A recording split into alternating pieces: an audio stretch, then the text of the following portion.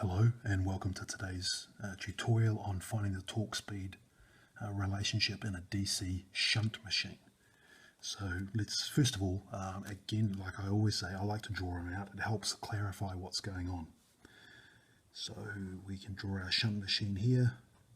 We've got our field winding here, our armature winding coming down to our idealized rotor, like that. Now, as for what we know about the shunt machine, we know that there is a back EMF that's generated when the machine is going. We also know that the current flowing through this armature resistance here will have there's a volt drop across that. We know that there is a volt drop across the field resistance. The input voltage here is also something we know and we can measure. And the current flowing into it will flow into the field and the armature, like this. So this would be our field current and this would be our armature current. And the total current flowing in would be the sum of these two. Now, what we also know about the machine is that what's very obvious when we first look at it is that the input voltage is the same as the volt drop across the field here. So that will be the field current times the field resistance. So this voltage is the same as this voltage, and it will be the same as this voltage. So that is the armature current, the armature resistance, and the back EMF. Now, we also know the usual things about the machine. We know that the torque is the same as the machine constant times flux times the armature current. And we know that the back EMF is the same as the machine constant, the flux, and the rotational speed of the machine. So there's several ways of doing this, and I'll go take you through both. They're quite similar, but what I found is some students seem to intuitively click onto one way easier, or others do the other way. So I'll give you both. And we'll get onto that. But first thing we'll do, we'll put some numbers to this. So let's say, for example, our input voltage is going to be 600 volts. And we've also measured the input current, and that's 60 amps. And we've measured the field resistance, and that is 200 ohms. And the armature resistance is 0.6 ohms. Which is, the armature resistances are almost always less than the field winding. That's quite common. And the rotational speed is, let's say, 1800 RPM. And that is the same as saying about 188 radians a second. The relationship between those two, if you don't know it, quite simply is 9.6. Lots of pi's and all that other sort of stuff. We'll go into that later. Right, now, no matter which method we're going to use, they're both going to involve finding out K-phi and finding out the back EMF. Now, in order to do those, we're going to need to find out some more stuff here. So we know the total current coming in is 60, but we don't know where that's going. We're going to need to know how much current is coming down through the armature and how much is coming down through the field. So the easiest way of doing all that is we know that this voltage is the same as this voltage, which is the first part of that equation that I've written there.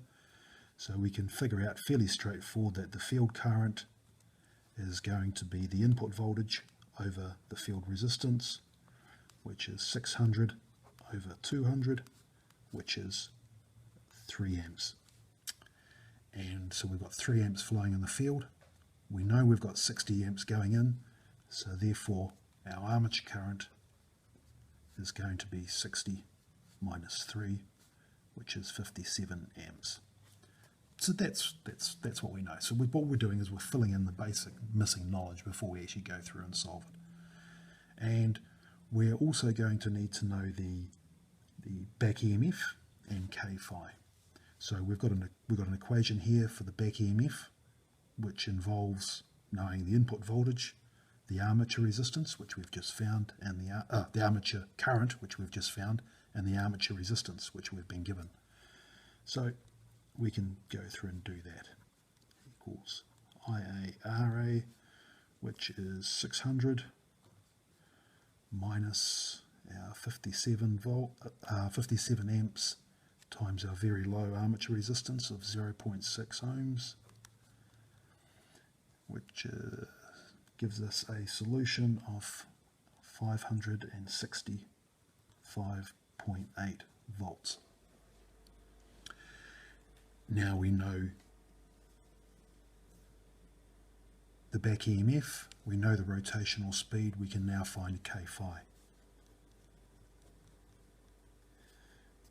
Equals the back EMF over the rotational speed, which is 565.8 over 188 down here.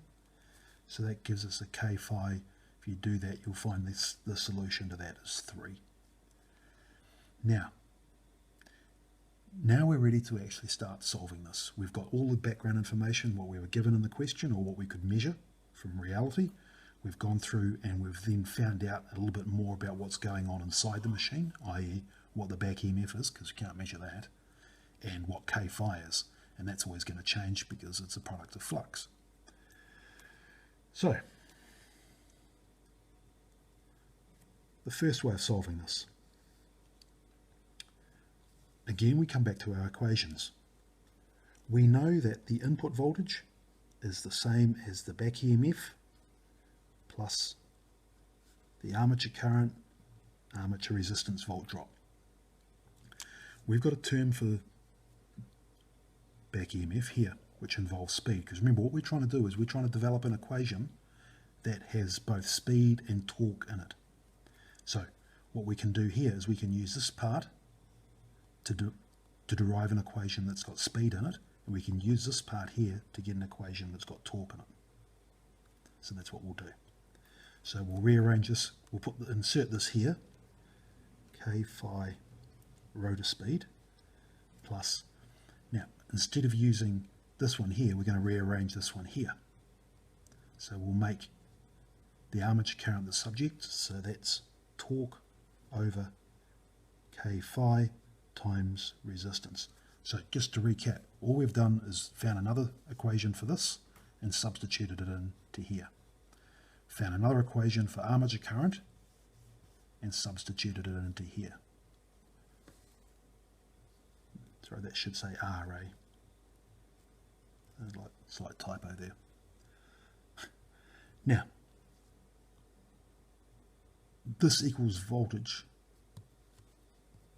So what we can do now is we can now start rearranging this to get speed or torque on one side of that equation. And I'm going to put speed on one side of the equation. So we can just subtract this from both sides, basic algebraic manipulation. That takes us down to the voltage minus torque over K phi times RA equals K phi times speed.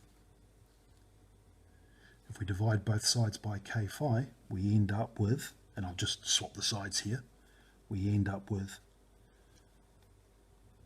speed is a voltage over K phi minus our torque over K phi squared times our armature resistance.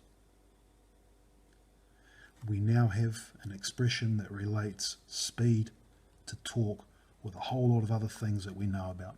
We know what the input voltage is because we measured it. We know what K phi is, we found it up here. We don't know what torque is, that's what we're trying to find. Again, we know what K phi is, and we know what armature resistance is because we've been given it. So we can go through and plug the numbers into that. So that gives us 600 over 3 minus torque over 3 squared times RA. We know what the RA is, it's 0.6. And if we go through and solve all that, that's 200 minus 0.0677 times torque. So that's our solution. We've got a relationship between speed and torque. Now, the other way to do it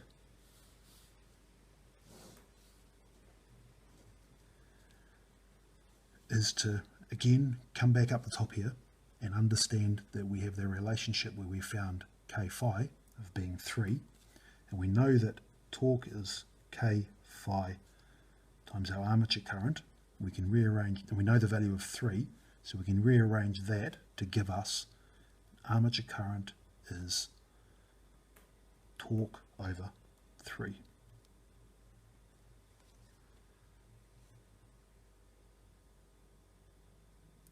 Now the next thing we can do is go back to our equation up here. It says that EA equals the terminal voltage minus the armature current, armature resistance. And we already know that that equals K phi and speed.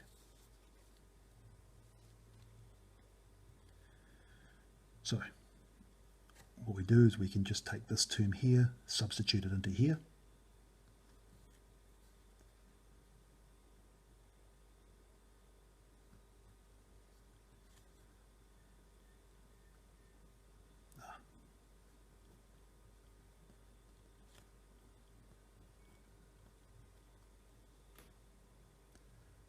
We can go through and put the numbers into this.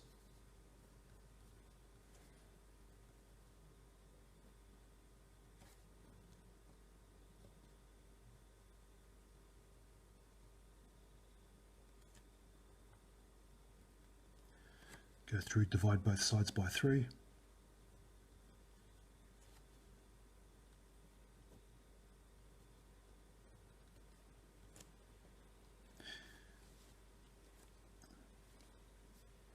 Simplify that, anyway it comes out, it backs down, and that gives us our same solution.